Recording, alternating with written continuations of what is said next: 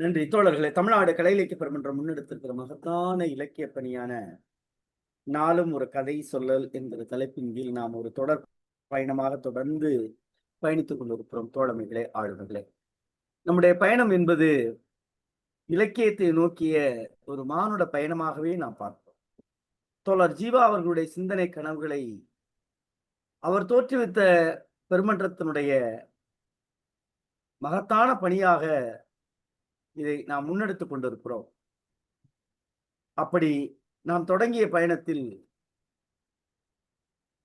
தோமுசி ரகுநாதன் புதுமைப்பித்தனுடைய கதைகளை இணைத்துக் கொண்டு நாம் ஒவ்வொரு நாளும் சொல்லி வருகிறோம் தோழமைகளே. அப்படி இன்றைய தினம் புதுமைப்பித்தனுடைய கபாடபுரம் என்கிற கதையை சொல்லுவதற்காக நம்முடைய பேராசிரியர், நம்முடைய ஆசிரியர், அம்மா பேராசிரியரா வந்துருங்கம்மா, ஏன்னா பேராசிரியர்னு சொல்லிட்டு பேராசிரியரா வந்துருங்க. தஞ்சாவூர் மாவட்டம் மதுக்கூர் ஒன்றியத்துல இருக்கக்கூடிய மூத்தாக்குறிச்சி என்கிற ஊரில் ஊராட்சி ஒன்றிய தொடக்கப்பள்ளியினுடைய இடைநிலை ஆசிரியராக தம் பணியால் மாணவர்களுக்கு அறப்பணியை அர்ப்பணித்து வருகிற திருமதி சா புவனேஸ்வரி அவர்கள் நம்மோடு இணைந்திருக்கிறார். இவர்கள் முந்தைய நிகழ்வான நாளும் ஓர் அதிகாரம் என்கிற தலைப்பின் கீழ் நம்மோடு பயணித்து நினைத்தவர் புலம்பல் என்கிற அதிகாரத்தை சிறப்பாக சொல்லி பின்னூட்டத்தால் அன்றைய தினம் பெருமை சேர்த்து நம்முடைய பார்வையாளர்களால் பெருமைப்படுத்தப்பட்ட நம்முடைய தோழமை ஆசிரியர் புவனேஸ்வரி அவர்கள் இன்றைக்கு நம்மோடு இணைந்திருக்கிறார்கள். தோழமையை கதை சொல்ல வருமாறு தோழமையோடு அழைக்கின்றேன். தோழமையை வருக, கதை சொல்லும். நன்றிங்கய்யா. சின்னஞ்சிறு சக்கரத்தில் ஜீவன்களை சுழல வைத்து தன்னை மறந்தே இருக்கும் ஒருவன் அவனை தழுவிக்கொண்டால் அவன்தான் இறைவன்.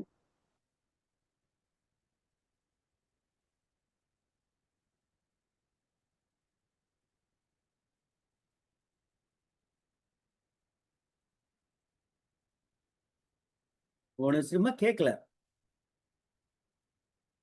கலை இலக்கிய பெருமன்றம் என்ற ஆரம்பத்துல இருந்தே புவனேஸ்வரிமா எல்லாரும் கேட்டுச்சா? இல்ல நான் ஐயா எல்லாரும் கேட்டுச்சா? கேட்கலையே பேராசிரியரே. புவனேஸ்வரிமா தோழமைகளுக்கும் புவனேஸ்வரிமா ஐயா உங்களுடைய வீடியோ தெரியல ஒண்ணு, தொடக்கத்துல இருந்து கேட்கல. ஹலோ, ஆமா உங்களுடைய வீடியோ, ஆமா ஆமா உங்களுடைய வீடியோ தெரியல ஒண்ணு, தொடக்கத்துல இருந்தே கேட்கல. இப்ப ஆரம்பிக்கலாம். இப்ப கேக்குதாங்க ஐயா? இப்ப கேக்குது. சரிங்கய்யா சரிங்கய்யா. சின்னஞ்சிறு சக்கரத்தில் ஜீவன்களை சுழல வைத்து தன்னை மறந்தே இருக்கும் ஒருவன் அவனை தழுவிக்கொண்டால் அவன்தான் இறைவன். எல்லாம் வல்ல இறைவனுக்கு என் முதல் வணக்கம். செந்தமிழே நருந்தேனே, செயலினை மூச்சினை உனக்களித்தேனே, நைந்தாய் எனில் நைந்து போகும் என் வாழ்வு, நன்னிலை உனக்கெனில் அது எனக்கும் தானே. அன்னை தமிழுக்கு அன்பான வணக்கம். தமிழ்நாடு கலை இலக்கிய பெருமன்றத்தில், பெருமன்றம் என்ற இந்த பெருங்கடலில் ஒரு சிறு துளியாய் நானும் இணைந்திருப்பதில் மிகுந்த பெருமை கொண்டு இந்த தமிழ்நாடு கலை இலக்கிய பெருமன்றத்தில் பயணிக்கக்கூடிய தகை சிறந்த சான்றோர்கள், ஆகச்சிறந்த கல்வியாளர்கள், ஆன்றோர் பெருமக்கள் என அத்துணை தோழமைகளுக்கும் என் பணிவான வணக்கத்தை கூறுகின்றேன். சிறப்பாக எனக்கு இந்த அரியதொரு வாய்ப்பை நல்கிய பெரு மதிப்பிற்கும் மரியாதைக்கும் உரிய கருமுருகன் ஐயா, பேராசிரியர் மதிப்பிற்குரிய திரு கருமுருகன் ஐயா அவர்களுக்கும், பின்னோட்டம் வழங்க காத்திருக்கக்கூடிய மேன்மை மிகு சான்றோர்களுக்கும், இந்த இணையவழி கூட்டத்தில் கலந்து கொண்டிருக்கக்கூடிய அத்துணை தோழமைகளுக்கும் என் அன்பான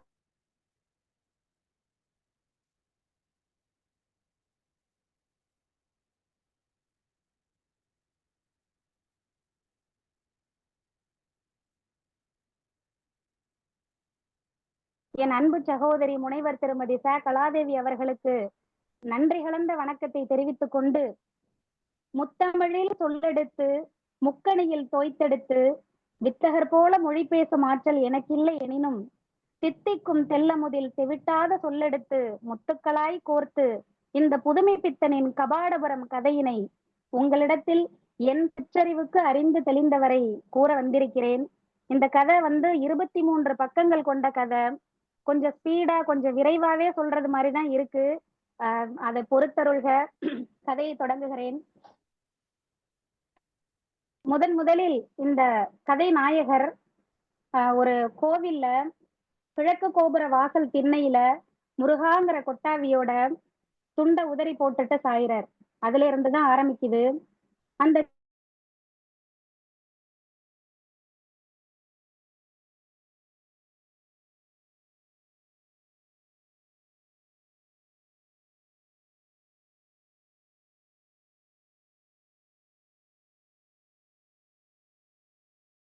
ஓப்பனா இருக்கு. அந்த இடம் திறந்தே இருக்கு.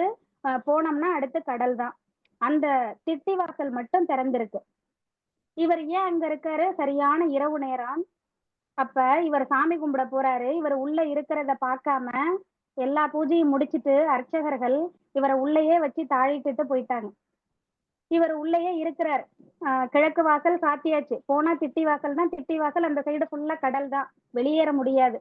அப்ப அன்றைய இரவு ஃபுல்லா அந்த குடிகொண்டிருக்கக்கூடிய அந்த கோவிலில் குடிகொண்டிருக்கக்கூடிய அந்த கன்னியின் சகபாடியாக அன்றைய இரவு பொழுதை கழிக்க வேண்டி இருக்கிறது அவருக்கு.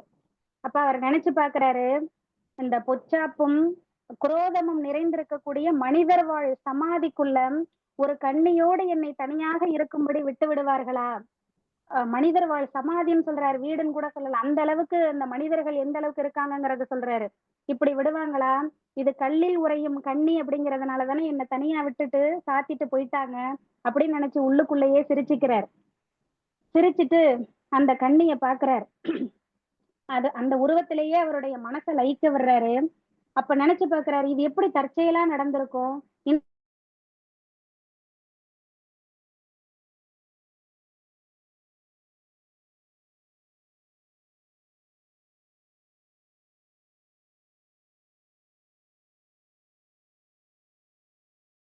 விழாவுக்கு போறாரு.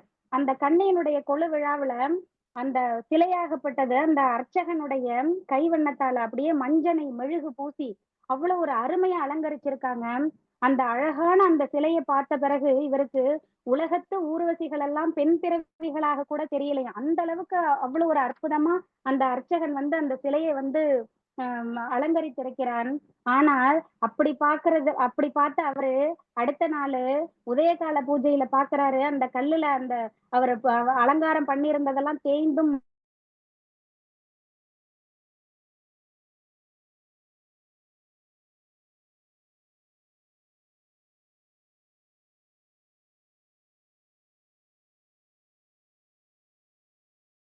அடிச்சுக்கிட்டே இருக்கு. என்ன பண்றதுன்னு தெரியல. அன்று இரவு முழுவதும் அவர் அங்கதான் கழித்தாகணும். எழும்பி நடக்கிறாரு. பிரகாரத்தை வலப்புறமா சுத்தி வராரு. போய் கடலை பாக்குறாரு. அந்த சமுத்திரத்தினுடைய அலைகள் அந்த அந்த கோவில் சுவர்ல மோதிக்கிட்டே இருக்கு. நில ஒளி தெரியுது. நல்ல முழு நில ஒளி தெரியுது. அவ்வளவு தீட்சண்யமா அந்த ஒளி தெரியலன்னு சொல்றாரு. இருந்தாலும் தெரியுது. அந்த ஒளியில அந்த கடல் அலைகள் மோதுறது அப்படியே நுரைக்கரையிட்ட வெள்ளி போல மின்னுதான். அதை பார்த்துட்டு சரி, இப்படிதான் இன்னைக்கு பொழுத நம்ம கழிக்கணும். சரி, கொஞ்ச நேரம் போயினாலும் படுத்து தூங்கி பார்ப்போம், வேற வழி இல்லை அப்படின்னு சொல்லிட்டு திரும்பி வராரு. அதே அந்த கிழக்கு வாசல் கோபுர திண்ணையில திரும்ப துண்டை உதறிட்டு கீழே போட்டு படுக்கலான்னு பாக்குறாரு. படுத்துறாரு. படுத்தும் தூங்கிட்டார். கடலினுடைய ஓங்கார நாதம் தாளாட்டுறது மாதிரி இருக்கு. நினைவு வழுவிருச்சு. எப்ப நினைவு வழுவுனதுன்னே அவருக்கு தெரியல. ஆனா எங்கோ வெகு தொலைவில் நினைவினுடைய அடிவானத்துல மட்டும் அந்த பேரிரைச்சல், அந்த கடலினுடைய அலை சப்தமானது கேட்டுக்கிட்டே இருக்கு.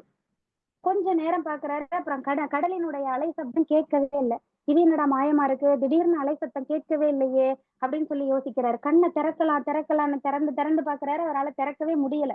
ஏதோ மந்திர வலைக்குள் அகப்பட்டது மாதிரி இருக்கு அவருக்கு. அப்புறம் திடீர்னு அந்த மந்திர வலையிலிருந்து விடுபட்டது மாதிரி கண்ணை திறந்து பாக்குறாரு. அப்பாடா, என்ன சுகம், எழும்பிட்டோம். என்ன நடக்குது ஒண்ணுமே புரியலையே. உறக்க சடைவு அவருக்கு தீரவே இல்லைன்னு சொல்றாரு. என்ன அதிசயம், அலை சத்தமே கேட்கல. மெதுவா எழும்பி போய் பாக்குறாரு. கண்ணு கெட்டிய தூரம் வரைக்கும் அந்த கடல் நீரே காணும். என்னாச்சு? ஜலம் உள்வாங்கிருச்சா? இது எப்படி இந்த அதிசயம் நிகழ்ந்தது? பார்க்கிற இடம் ஃபுல்லா பாறையாவும், ஒரே கற்குவியலாகவும், குன்றுகளாகவும் தெரியுதே அப்படின்னு பார்க்கிறார். அப்ப அவருக்கு கடல் எப்படி வற்றும் அப்படின்னு ஆச்சரியமா பார்த்துட்டு இருக்கும்போது, தூரமா அந்த நில ஒளியில தூரமா கோவிலினுடைய ஒரு கோபுரமும், ஒரு கோவிலும் அவருக்கு தென்படுது. ஆகா! சமுத்திர மட்டத்துக்கு கீழ கோவிலும், கோபுரமுமா? ஒருவேளை பகுருளியாரும், பன்மலை அடுக்கமும், குமரிக்கோடும் கொடுங்கடல் கொள்ளன்னு நம் முன்னோன் ஒருவன் சொன்னானே, அதாவது சிலப்பதிகாரத்துல காடுகான் காதையில இளங்கோவடிகள் சொல்றத இவர் சொல்றார். பகுருளியாரும், பன்மலை அடுக்கமும், குமரிக்கோடும் கொடுங்கடல் கொள்ளன்னு நம்ம முன்னோர் சொன்னாரு. அந்த இது இதுவாகத்தான் இருக்குமோ? அதுதான் இப்ப தெரியுதோ அப்படின்னு சொல்லி பாக்குறாரு. அந்த கடல் உண்டு பசியாறின நம் சமுதாயத்தின் கோவிலாக இருக்குமோ? அது என்ன கோவிலா இருக்கணும்? போய் பார்க்கணுமே. ஒருவேளை அவர்கள் கட்டிய அந்த கன்னிக்கு கட்டிய கோவிலாக இருக்குமோன்னு சொல்லிட்டு அந்த இறங்கு படிக்கட்டுகள் வழியா இறங்குறாரு. அதாவது தெட்டிவாசல் வழியா கடலுக்கு இறங்கு படிக்கட்டுகள் இருக்கு அந்த கோவில்ல இருந்து. 500 படிகள் இறங்குறாரு. இறங்கி உள்ள போறாரு. எப்படி இருக்கு? கடல் தண்ணி உள்வாங்கிட்டு எங்க பார்த்தாலும் பாறைகளா இருக்கு. அந்த கடல் படுகைகள் அப்படியே இருக்கு. அந்த படுகையில சகதி கணக்கால் அளவுக்கு இருக்கு. அதுல அதையும் பொருட்படுத்தாம நடந்து போறார். நடந்து போகும்போது ஒரு பாறையில ஒரு கவந்தன் மாதிரின்னு சொல்றாரு. அதாவது தலையற்ற உடல். அப்படியே ஒரு தலையற்ற உடல் வந்து அந்த பாறை அப்படியே இறுக பற்றிக்கிட்டு இருக்கு. அதுக்கு பாத்தீங்கன்னா ஆணையினுடைய துதிக்கை மாதிரி 8 கைகள் இருக்குன்னு சொல்றாரு. அந்த 8 கைகளோட அதை விரிச்சிட்டு கவந்தன் மாதிரி இருக்கு. அதை பார்த்துட்டு போறாரு. இந்த ஜலராசி, இந்த இந்த ஜலத்துல வாழக்கூடிய இந்த ஜீவன் இன்னும் எவ்வளவு நேரத்துக்கு இருக்க போகுது? தண்ணி இருந்தா இருக்கும். தண்ணி தான் வச்சிடுச்சு. இனிமே எவ்வளவு நேரத்துக்கு அது இருக்க போகுதுன்னு தெரியலையேன்னு அவர் நினைச்சுக்கிட்டு போற அடுத்த கணமே அந்த அந்த கவந்தன் மாதிரி இருக்கிற அந்த ஜலராசியானது தன்னுடைய 8 துதிக்கையில் ஒரு கையை தூக்கி வீசுது அவர் மேல. கொஞ்சம் தான். அவர் இல்லைன்னா அவருடைய கழுத்தே ஒடிஞ்சிருக்கும். அதை கடந்து அவர் போயிட்டார். அந்த ஜலராசின்னு அவர் அந்த இடத்துல குறிப்பிடுறது இன்றைக்கு நம்ம சொல்லக்கூடிய ஆக்டோபஸா இருக்கும்னு நான் நினைக்கிறேன். அந்த ஆக்டோபஸ் அன்னைக்கு பெரிய உருவமா இருந்திருக்கு. ஒரு பாறையே பற்றி கொண்டு இருக்கக்கூடிய அளவுக்கு இருந்திருக்கு அப்படின்னு சொல்லி சொல்றாரு. அதை தாண்டி போறாரு. ரொம்ப அழகா இருக்கு. விசித்திரமா இருக்கு.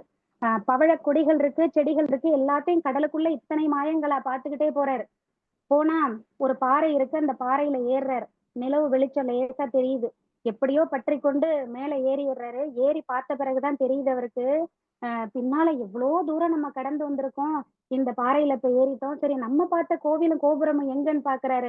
அப்பதான் அது அடுத்த குன்றின் மேல இருக்கிறதே அவருக்கு தெரியுது. அடே அப்பா, இவ்வளவு தூரம் கடந்து வந்து இந்த பாறையில ஏறதுக்குள்ளேயே நமக்கு போதும் போதும்னு ஆயிட்டு இனி அடுத்த குன்றுக்கு போகணுமே, எப்படி போறது அப்படின்னு யோசிச்சுக்கிட்டு இருக்கும் போதே வலப்புறமா பாக்குறாரு.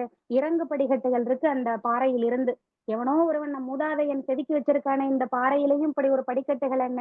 அந்த படிக்கட்டுல இறங்குறாரு. அடுத்த குன்றுக்கு ஏறு படிக்கட்டுகளும் இருக்கு. அதுல ஏறுறாரு. ஏறி அந்த கோவிலுக்கு போயிடுறாரு.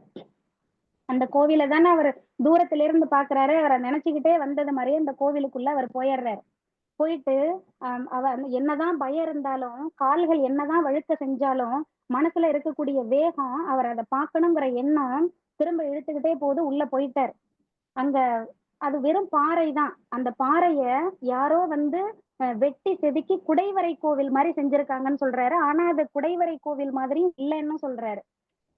இதனுடைய அமைப்பு வேற இருக்கு. இன்னைக்கு இருக்கக்கூடிய கோவில் மாதிரி கோபுரமும் ரொம்ப பெருசெல்லாம் கிடையாது. ஹைட் எல்லாம் கிடையாது. ஒரு 50, 60 அடி உயரம் தான் இருக்கும். இது வந்து தனியா கோபுரம் மாதிரியும் தெரியல. பாக்குறதுக்கு ஒரு மலையாளத்து கோவில் மாதிரி இருக்குன்னு சொல்றாரு. அத பார்த்துட்டு கிழக்கு பிரகாரத்தை பாக்குறாரு. அங்க ஒரு 4 அடி 3 அடி தான் அகலம் இருக்கு. அதுக்கு அப்புறம் பாத்தீங்கன்னா அந்த பாறை முடிஞ்சு ஒரு பெரிய இருட்டோட அது ஐக்கியமாகுது. ஐயா அடையப்பா, அந்த சைடு போகவே வேணாம் அப்படின்னு சொல்லிட்டு இந்த சைடு திரும்பி பாக்குறாரு. கருவறை இருக்கு. கோவில்ல கருவறை.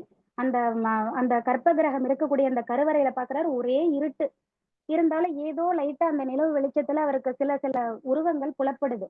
அப்ப அந்த கோவில்ல உள்ள தயக்கத்தோடயே உள்ள போய் பாக்குறாரு. இங்க இப்ப இன்னைக்கு இருக்கக்கூடிய அந்த கோவில்ல இருக்கக்கூடிய துவாரபாலகர்கள் சிலைதான் அந்த கருவறைக்கு முன்னாடி நம்மள வரவேற்கும். அந்த துவாரபாலகர் சிலை ஒரு எப்படி சொல்றது, ஒரு சொல்ல முடியாத ஒரு மிருகம். ஏதோ ஒரு மிருகம் ஒரு பெரிய விலங்கினுடைய தலையை கொண்டு அந்த துவாரபாலகர் சிலை 2ம் அந்த கருவறைக்கு முன்னாடி இருக்கிறத அவர் பாக்குறாரு. பார்த்துட்டு உள்ள போகலான்னு சொல்லிட்டு கைய பரப்பிட்டே உள்ள போய் பாக்குறாரு. இருட்டுன்னா நம்ம அப்படித்தானே போவோம். முன்னாடி என்ன இருக்கு அப்படின்ட்டு. சரி இந்த கருவறைக்குள்ள என்ன இருக்கு, கதவு இருக்கா, மூடி இருக்கா அப்படின்னு பார்த்துட்டு உள்ள போறாரு. காலை தூக்கி வைக்கிறாரு. அப்பதான் அவர் வைக்கிற அந்த இடம் வந்து தாமரைப்பூ, அந்த கல்லுல வந்து தாமரைப்பூ செதுக்கி இருக்காங்கிறத உணர்றாரு. அந்த காலை மெதுவா உள்ள இழுத்துக்கிட்டே உள்ள போறாரு. அப்பதான் அந்த குமிழ் போன்ற பகுதியை அவர் அந்த கால்ல வந்து தொடு உணர்வு மூலமா அறிகிறார். ஆகா, அப்ப தாமரையினுடைய நடுப்பகுதிக்கு வந்துட்டோம்னு சொல்லிட்டு நினைக்கும் போதே அந்த வழுவழுப்பான அந்த கருங்கல் பாறையில செய்யப்பட்ட அந்த கதவானது சரட்டுன்னு உள்ள திறந்துகிட்டு இவர் போய்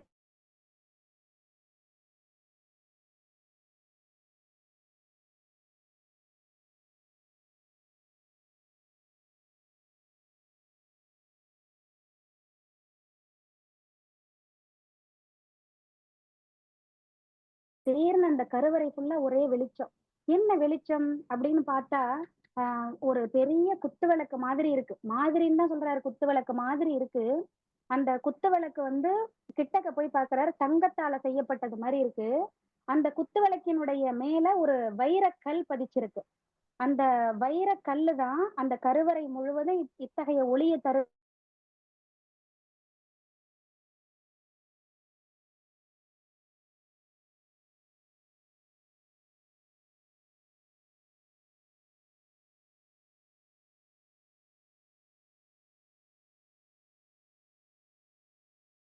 ஆனா வாக்கு தமிழ்தான் என்றாலும், அந்த தொனி வந்து யாழ்ப்பாணத்துக்காரர் பாஷையில இருக்குன்னு சொல்றாரு.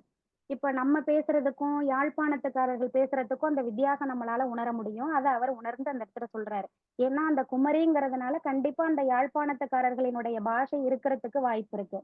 இப்ப இது பண்ணிட்டு இந்த குரல கேட்டாங்காட்டியும், எங்க இருந்து வருது அப்படின்னு பார்க்கிறாரு. சுத்தி முத்தி பார்க்கிறாரு. அதான் வெளிச்சம் தெரியுது பார்க்கிறாரு.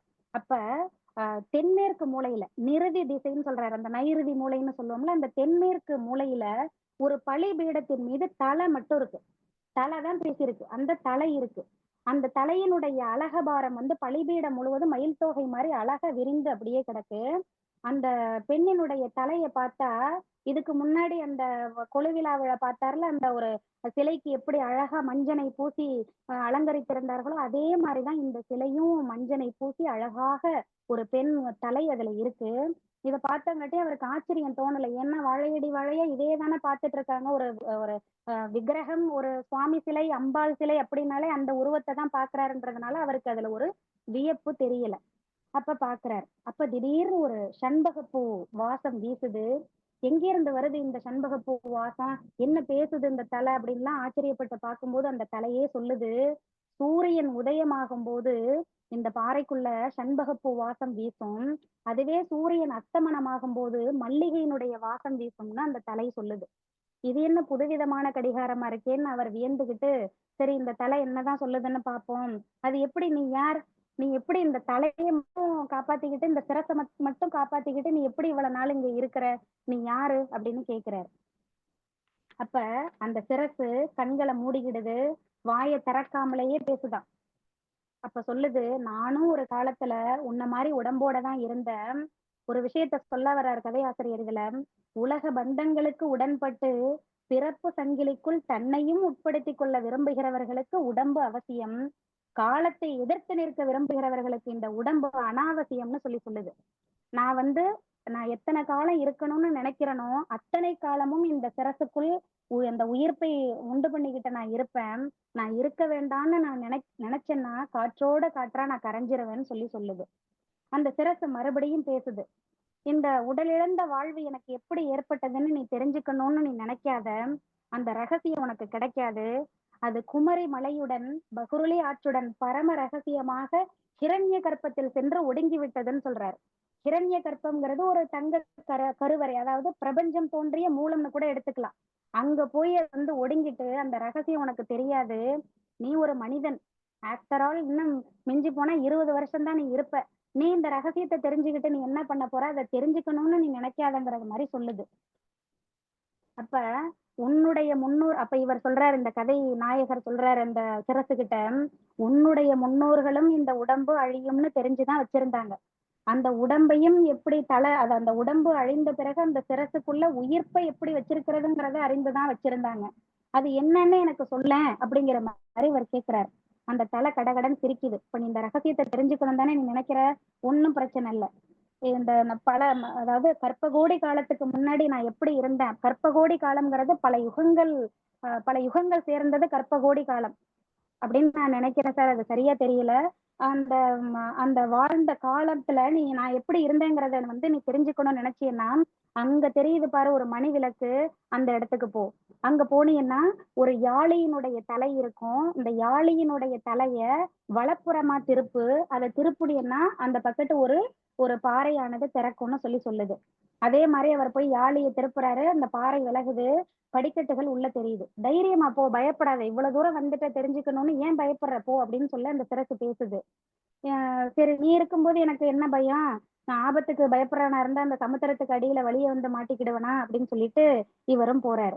சரி சரி என்னட்ட பேசுனது போதும். நான் என்னுடைய வயதுன்னு எடுத்துக்கிட்டேன்னா 3 கற்ப காலங்கள். நான் உன் பாட்டிக்கெல்லாம் பாட்டி. இஷ்டம் இருந்தா அந்த ரகசியத்தை எல்லாம் தெரிஞ்சுக்கணும்னு நினைச்சேன்னா நீ உள்ள போய் பாரு போ அப்படின்னு சொல்லுது அந்த சிரசு. நானும் உன்ன மாதிரி உடம்ப இழந்துட்டு எத்தனை கற்ப கோடி காலமானாலும் உன் எதிரில் உட்கார்ந்து பேசிக் கொண்டிருக்கத்தான் ஆசைப்படுகிறேன். அதுக்குதான் எல்லாத்தையும் விட்டுட்டு நானும் இங்க வந்துட்டேன். நான் போய் பார்க்கிறேன் அப்படின்னு சொல்லிட்டு இவரும் போறாரு. உள்ள போறாரு. அந்த தூண்டாமணி விளக்கினுடைய ஒளி, அந்த கருவறைக்குள்ள இருந்த ஒளி அந்த கொஞ்ச தூரம் தான். அதுக்கப்புறம் ஒளி இல்ல. உள்ள போறாரு. ஆனாலும் ஒரு வெளிச்சமானது அவரை தொடர்ந்து வந்துகிட்டே இருக்கிற மாதிரி உணர்றாரு. அந்த வெளிச்சம் என்னன்னா, இப்ப இருக்கிற நியான் விளக்குன்னு சொல்றாரு. இப்ப இருக்கிற எல்இடி லைட் மாதிரி. இந்த நியான் விளக்குங்கிறது இந்த கடைகள்ல விளம்பர பலகைகள்ல நல்லா ஜொலிக்கிறதுக்காக வச்சிருக்க விளக்கு. அந்த அந்த விளக்கு மாதிரி இருக்கு. அந்த ஒளி வந்துகிட்டே இருக்கு அவரோட கூடவே. அவரு போறாரு உள்ள. ஆனா அந்த நியான் விளக்குகள் கண்ணை கூசுறது மாதிரியோ உடம்பு எரியிறது மாதிரியெல்லாம் இல்ல, நல்லா குளுமையா இருக்கு அப்படின்னு சொல்றாரு. போறாரு. ஒரு பிலம் மாதிரி இருக்கு, அதாவது ஒரு குகை மாதிரி இருக்கு. அந்த அதுக்குள்ளேயும் நல்லா காற்று பலமா வீசிக்கிட்டு தான் இருக்கு. பேரலையின் குமுறல் கேட்டபடியே இருக்கு. உள்ள போறாரு.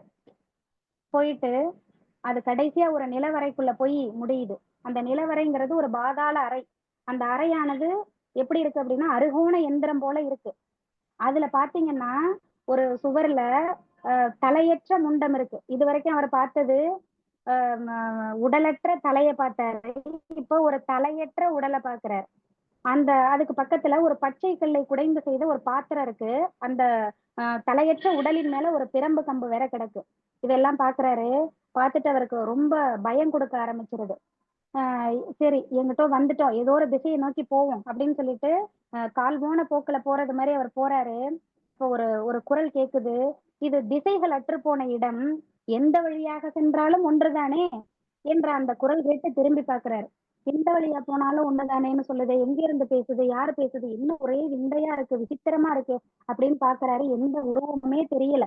ஆனா நிச்சயமாக அது ஒரு ஆணின் குரல். அது பேசுறத கேட்டாங்காட்டியும் இவருக்கு ஏதோ இப்ப இவ்வளவு தூரம் நிறைய அதிசயங்களை கண்டு வந்துட்டாரு. இது ரொம்பவும் அவருக்கு அதிசயமா தெரியலன்னாங்காட்டியும் அது என்ன பண்ணுது, அந்த குரலானது கடகடன் சிரிக்குது.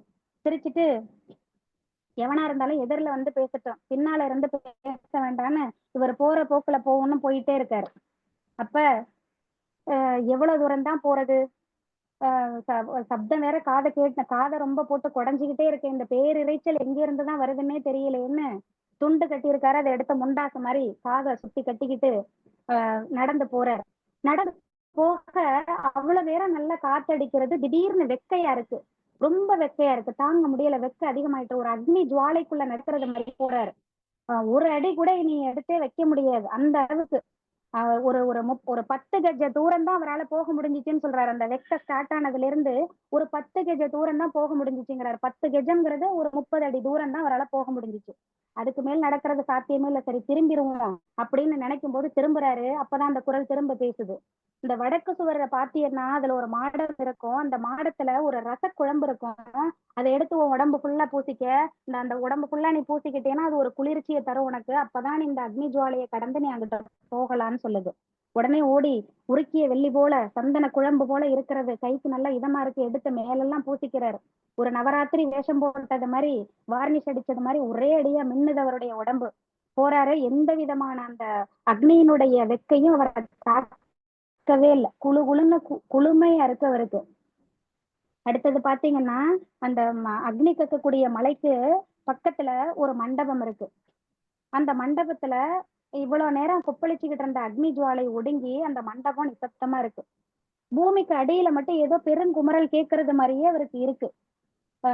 இப்படி இருக்கும்போது அவர் அந்த மண்டபத்துல போய் உட்கார்றாரு. கால் கடுக்குது, இவ்வளவு தூரம் நடந்து வந்தது, ஒரே பேரிரைச்சல் வேற, ரொம்ப அரை மணி பொழுதுனால நடந்திருப்பேன், சரி உட்காருவோம்னு சொல்லிட்டு உட்கார்றாரு.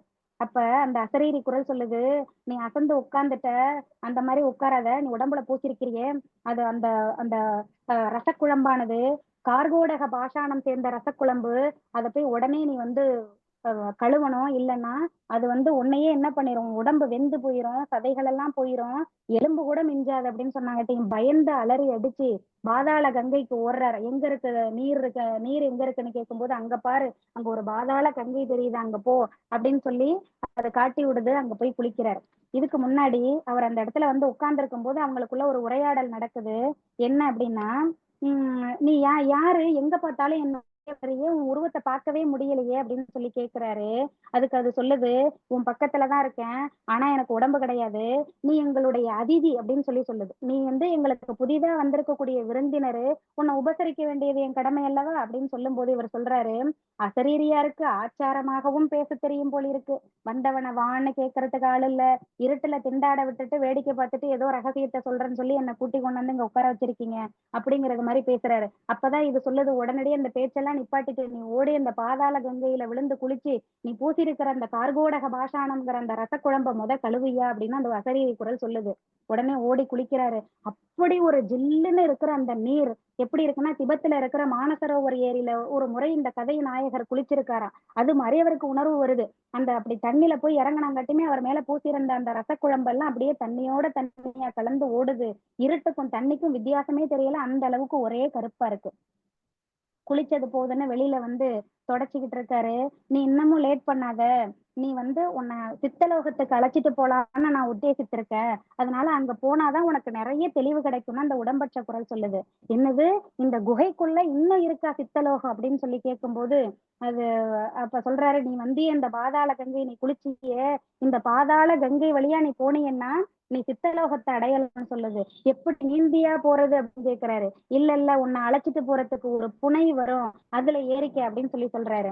அப்ப சொல்லுது அந்த குரல், அந்த ஆண் குரல் சொல்லுது, இந்த இந்த பாதாள கங்கை பத்தி நீ என்ன நினைக்கிற அப்படின்னு கேக்குது. எனக்கு ஒண்ணும் தெரியல அப்படின்னு சொல்றாரு.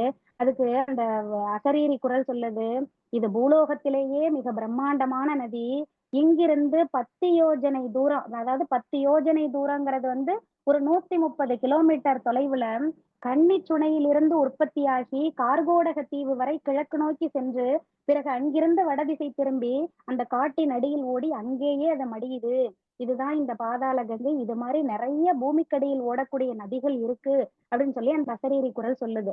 சரின்னு பேசி முடிக்கிறதுக்குள்ளேயே இவங்க இந்த அசரீரி குரல் சொன்ன அந்த புனையானது வருது. அந்த புனை எப்படி இருக்கு அப்படின்னு பார்த்தா, அதை பார்த்துட்டு இன்னும் அதிர்ச்சி ஆகிறாரு. அந்த புனை 3-4 பிணங்களை, அதாவது இல்லை, அந்த தலையற்ற உடல்களை சேர்த்து கட்டிய ஒரு மிதப்பு தான் அந்த புனை. அதை பார்த்தாங்கட்டி தயங்குறார். உடனே தயங்காத, நெருப்புன்னா வாய் சுற்றுமா, பிணம்னா நீயும் பிணமாகிட போறாயா, ஏன் பயப்படுற, ஏறி உட்கார் அப்படின்னு அந்த அசரீரி குரல் கொஞ்சம் அதட்டியே பேசுது. இவருக்கும் சுவாதீனமே இழந்தது மாதிரி, ஒரு ஒரு பிணம்னா எல்லாருக்குமே பயம் வரக்கூடிய நிகழ்வு தான். இவரு வந்து சுவாதீனமே இல்லாம அந்த தலையற்ற அந்த உடல்கள் உள்ள அந்த புனையில ஏறி உட்கார்றாரு. உட்கார்ந்து போனா, நீ என்னோட வாயேன்னு சொல்லி அசரீரியை கூப்பிடுறாரு. இல்ல என் எல்லை இவ்வளவுதான், நீ முடிஞ்சிருச்சு, நீ போ, அடுத்து மத்தவங்களை நீ சந்திப்பன்னு சொல்லி அந்த அசரீரி குரல் அதோட மறைஞ்சிட்டு இவர் அந்த புனையில போயிட்டே இருக்காரு. அந்த புனை அந்த பாதாள கங்கைக்குள்ள சுமார் 100 கிலோமீட்டர் வேகத்துல போகுது. அப்படியே தரையெல்லாம் கிறங்குது, அவ்வளவு ஸ்பீடா போகுது. அப்ப உஸ்ன்னு ஒரு சத்தம் கேட்குது. என்னன்னு பார்த்தா ஒரு கருநாகம் படம் எடுத்துட்டு போகுது. போறதே பிணத்து மேல போறாரு, அதுல கருநாகம் வேற படம் எடுத்துட்டு அந்த பாதாள கங்கைக்குள்ள போறதை பார்த்தா அவருக்கு இன்னமும் பயம் அதிகரிச்சிருச்சு. உடனே கொஞ்ச நேரத்துல அந்த புனையினுடைய வேகமானது குறைய ஆரம்பிக்குது. குறைய ஆரம்பிச்ச பிறகு ஆஹ் போய் கரெக்டா நிப்பாட்டுது. அந்த அந்த இடம் வந்து சித்தலோகம் மாதிரி இருக்கு. அந்த இடத்துல நிப்பாட்டினாங்கட்டு இவர் இறங்குறாரு. இதுக்கு முன்னாடி பார்த்த பாறைகள் மாதிரி எல்லாம் கிடையாது, இது ஒரு மணற்பாங்கா இருக்கு. என்ன அதிசயம், திரும்பி பாக்குறதுக்குள்ள அந்த புனையாக வந்த அந்த தலையற்ற உடல்கள் எல்லாம் எழுந்திருச்சு மாட்டினுடைய தலையை எடுத்து மாட்டிக்கிட்டு அது பாட்டுக்கு நடக்க ஆரம்பிச்சுட்டு, இவருக்கு பயத்துல ரொம்ப பீதி ஆயிட்டார். இத பார்த்தாங்காட்டி, ஏன் பயப்படுறீங்க, இதுதான் சித்தலோகம், நாங்கெல்லாம் நந்திகணங்கள், அப்படியே வாங்க அப்படின்னு சொல்லிட்டு அந்த நந்திகணங்கள் எல்லாம் போகுது. இவரும் பின்னாடியே போறார். அங்க போய் பாக்குறாரு. அப்புறம் கொஞ்சம் தூரத்துல நந்திகணங்களும் மறைஞ்சிட்டு இவர் மட்டும் தனியா நடந்து போறார். விசித்திரமா தாவர வர்க்கங்கள் பாக்குறாரு. பெரிய நாய்க்குடைகள், பவழக்கொடிகள், அப்படியே அந்த விருட்சங்கள், அந்த மரங்கள் எல்லாம் எப்படி இருக்குன்னா 7 வர்ணங்கள் அப்படியே அங்க ஜொலிக்குதான். ஒரு தங்கத்துல தவளை தங்கம் மாதிரி மின்னிக்கிட்டு தாவி தாவி போகுதான். அந்த கருநாகம் எல்லாம் அப்படியே நீல நிறத்துல அது பாட்டுக்கு சோம்பி கிடக்குதான். இதெல்லாம் பாக்குறாரு. பார்த்துட்டு நேரா போகும்போது இந்த மரத்துக்கு இடையில பாக்குறாரு 18 பேர் அந்தரத்துல உட்கார்ந்துருக்காங்க. அந்த 18 பேருக்கு கீழையும் ஒரு வெள்ளி போன்ற ஒரு உருண்டை வந்து இடையறாத சுழன்றுகிட்டே இருக்கு. வாப்பா வந்து உட்கார் அப்படின்னு சித்தபுருஷர் பேசுறாரு. இவருக்கு பெரிய ஆச்சரியமா இருக்கு. போய் உட்கார்ந்துட்டாரு. உட்கார்ந்தங்காட்டியும் சித்தபுருஷர் கேக்குறாரு, நீ ரொம்ப தூரம் கடந்து வந்திருப்ப, ரொம்ப அழுத்து போயிருப்ப, உனக்கு பசிக்குமே, நான் இப்ப உனக்கு உணவு தர்றேன். உடனே சொல்றாரு. சொன்ன உடனே நந்திகணத்துல ஒருத்தன் வர்றான். முகத்தை கலட்டி வைக்கிறான். அந்த முகம்ங்கிறது அந்த மாட்டினுடைய தலைன்னு முன்னாடியே பார்த்தோமா, அந்த முகத்தை கலட்டி வைக்கிறான். அது மாட்டினுடைய தலையை அப்படியே வெட்டி 18 செய்த ஒரு முகமுடி. அதை பாக்குறாரு. அதை பார்த்தாலுமே அவருக்கு பயமா இருக்கு. இது பாத்தீங்கன்னா பூர்வீக காலத்து தலைக்கவசம். இது இரும்பு தோன்றுவதற்கு முன் அப்படிங்கிறாரு சித்தபுருஷர். சரி, நந்தி நேரா அந்த விசித்திரமா இருந்துச்சு பாருங்க ஒரு மரம், அந்த மரத்துக்கு அடியில போய் நிக்குது. நின்ன உடனே அந்த இலைகள் அப்படியே அவனை தழுவிக்குது. அந்த பாம்பு கைகள் அவனை சுற்றி சுற்றி பிணையுது. அந்த பாம்பு கைகள் போன்ற கிளைகள் இருக்குல்ல, அந்த மரத்தினுடைய கிளைகள் அவனை சுற்றி சுற்றி அப்படியே பின்னுது. சற்று நேரம் கழித்து இலைகள் எல்லாம் விலகுது. அதன் அடியில் விழுந்தது ஒரு எலும்பு கூடு. அப்ப அந்த மரம் வந்து அந்த போய் நின்று அந்த நந்திகணத்துல ஒருத்தனை காட்டுருச்சு. சித்தபுருஷர் ஒரு துரட்டி மாதிரி வச்சுட்டு அந்த எலும்பு கூட இழுக்கிறாரு. இழுத்து கிட்ட வைக்கிறாரு. அப்ப சொல்றாரு, இந்த பிரபஞ்ச நியதிப்படி பிரஜோற்பத்தி இங்க கிடையாதுன்னு சொல்றாரு. பிரஜோற்பத்திங்கிறது உயிர்கள் உற்பத்தி இங்க கிடையாது. இந்த எலும்பு கூட ரொம்ப முக்கியம், அதனால எடுத்து வச்சுக்கிறேன்னு சொல்லி சித்தபுருஷர் அந்த எலும்பு கூட எடுத்து பக்கத்துல பத்திரமா வச்சுக்கிறாரு. இவர் என்ன நமக்கு பசிக்குதான்னு கேட்டுட்டு என்னென்னமோ செய்யறாரு அப்படின்னு இவருக்கு ஒரே ஆச்சரியமா இருக்கு இந்த கதை நாயகருக்கு. எதிரில இருந்த அந்த மரம் திடீர்னு எருமை முக்காரம் போடுறது மாதிரி ஒரு சத்தம் போடுது, பயங்கரமா கணக்குது. இது இவர் கேள்விப்பட்டிருக்காரு. ஒரு சில மரங்கள்ல அதனுடைய பால் வந்து நாளங்கள் வழியாக போகும்போது ஒரு சத்தம் கேட்கும் அப்படின்னு நான் வந்து கேள்விப்பட்டிருக்கேன். அதுவாதான் இருக்குமோன்னு அவர் நினைக்கிறாரு. உடனே சித்தபுருஷர் ஒரு அம்பை எய்துறாரு. அந்த அம்புல ஒரு கயிறு மாதிரி கட்டியிருக்காங்க. அந்த மரத்துக்குள்ள வெறும் சதைப்பற்றுக்குள்ள உள்ள போறது மாதிரி அந்த அம்பு உள்ள போய் செருகுது. அந்த அம்பு வழியா அந்த மரத்துல இருந்து பால் வந்து கயிற்றின் வழியா ஒரு பாத்திரத்தை நிரப்புனுச்சு. இந்தா குடி அப்படின்னு சொல்லி சித்தபுருஷர் கொடுக்குறாரு. இவருக்கு பயமா இருக்கு. ஒரு மரம் வந்து ஒரு நரமாம்ச பட்சினி, ஒரு ஒரு ஒரு மனிதனை திங்குது, அந்த பாலைய நம்ம குடிக்கிறது அப்படின்னு இவருக்கு ஒரு மாதிரியா இருக்கு. உடனே சுடுகாட்டு மாமரத்து பழம்னா நீ சாப்பிடாம இருப்பியா, சும்மா குடி ஒண்ணும் பண்ணாது அப்படின்னு சொல்றாரு. உடனே எடுத்து இவர் பருகிறாரு. பருகின உடனே அத்தனை களைப்பும் அவருக்கு நீங்குற மாதிரி இருக்கு. உடம்புல புதிய சக்தி தெம்பு வந்தது மாதிரி உணர்றாரு. இதையே சாப்பிட்டு கொண்டிருப்பவனுக்கு சாக்காடே இல்ல, சாவே இல்ல அப்படின்னு சித்தபுருஷர் சொல்றாரு.